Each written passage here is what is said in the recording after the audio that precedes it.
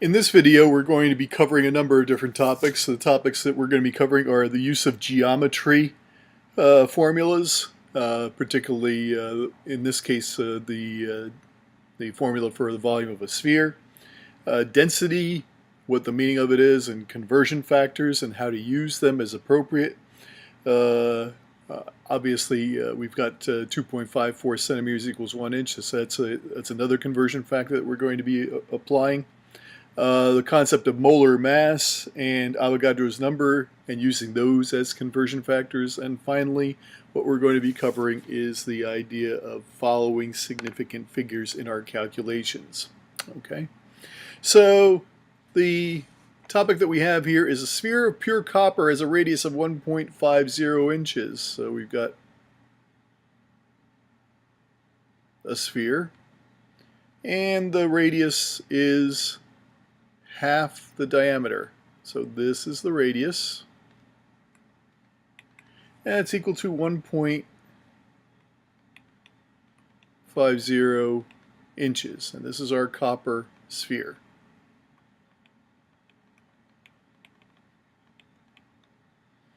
And the volume of a sphere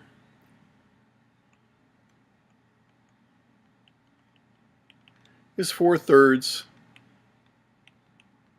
pi r cubed.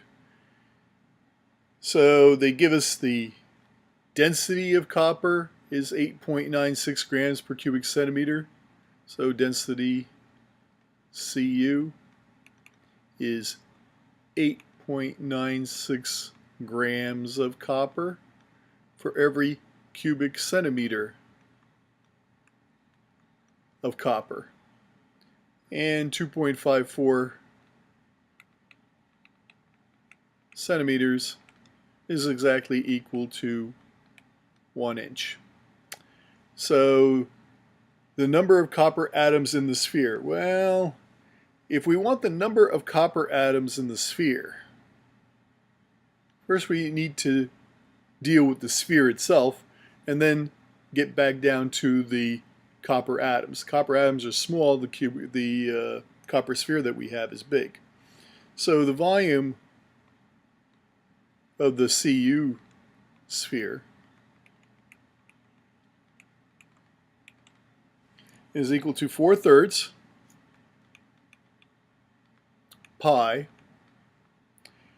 and the radius. Well, the radius they give us as 1.50 inches.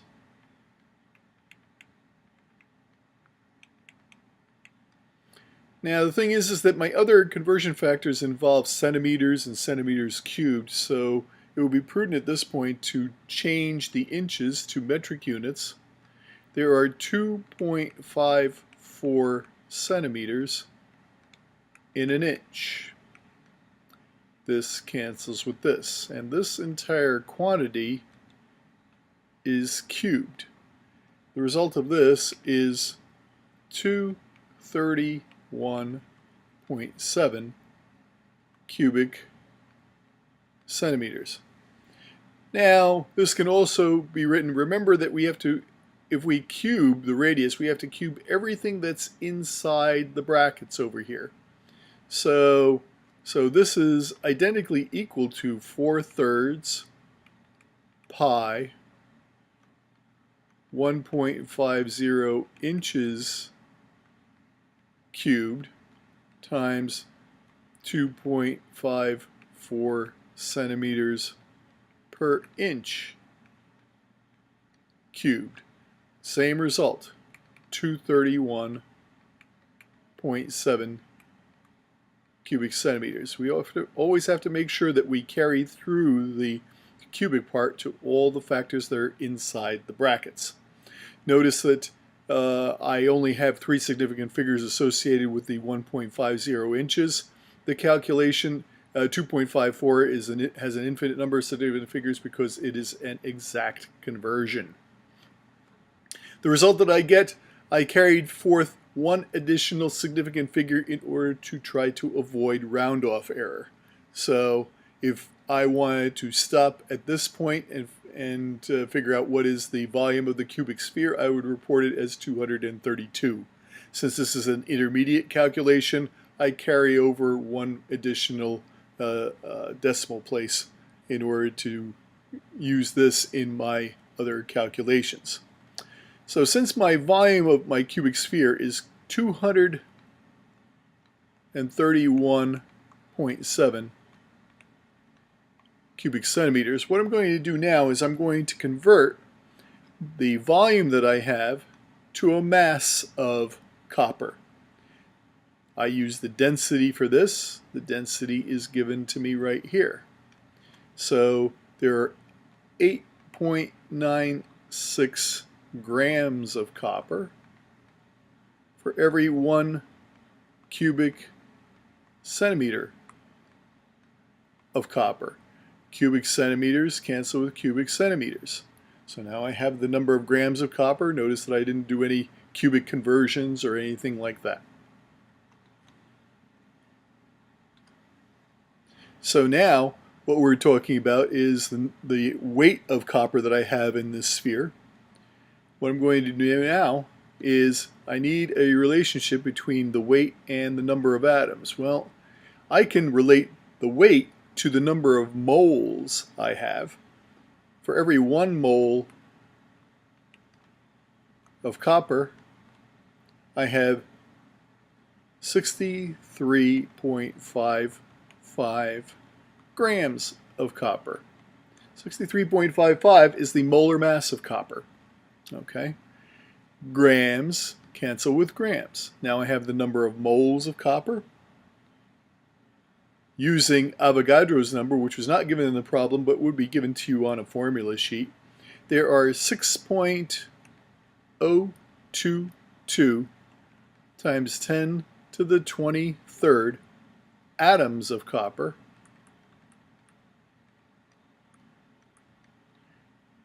for every 1 mole of copper. Moles of copper cancel with moles of copper. This is the Avogadro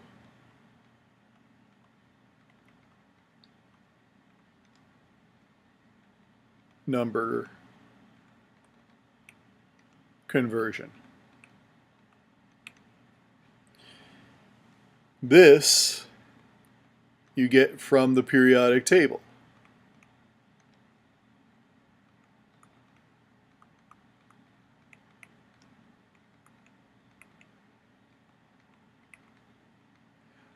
Other things were already given to you. Crank this all out, paying attention to the fact that I started out with 1.50 inches, which has 3 significant figures associated with it. My answer would be 1.97 times 10 to the 25th atoms of copper. Okay, again, 3 sig figs in the answer. Whenever you're doing problems like this, make sure that the answer makes sense. An atom is very small, so therefore you need a lot of atoms in order to make up a sample. Okay, so you should have some sort of a number that is 10 to some power. Okay, if you start getting answers and then you end up getting negative exponents over here, that indicates that you have less than 1 atom, and that does not make any sense. Okay, you have to make sure that your answer makes sense as far as relative magnitudes are concerned. So we've basically used the geometry over here.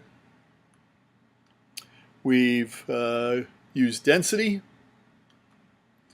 and we've used conversion factors all along this set of calculations over here, and we've used molar mass, and we've used Avogadro's number in our calculations. Okay, so those are the topics that we covered for today.